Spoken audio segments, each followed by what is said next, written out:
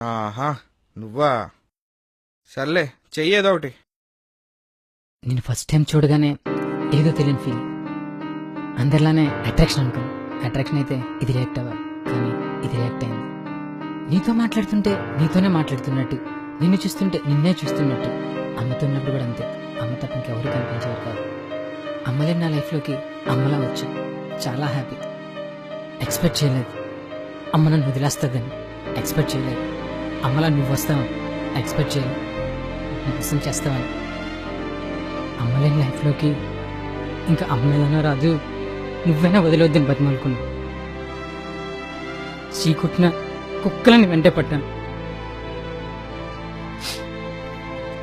కనీసం అమ్మేదన్నా రాదు, నువ్వైనా రావాలనుకున్నాను.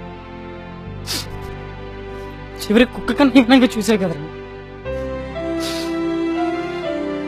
ఆయన నీకోసం యాడ్ వింటే ఆ రోజు అమ్మకు ఒక మాట ఇచ్చాను, ఎప్పటికైనా 70mm నీ కొడుకు నాకు ఆర్టిస్ట్గా చూస్తావు. అందుకోసమే టాలీవుడ్కి వచ్చాను. అందుకోసమే నీ దగ్గర జాయిన్ అయ్యాను.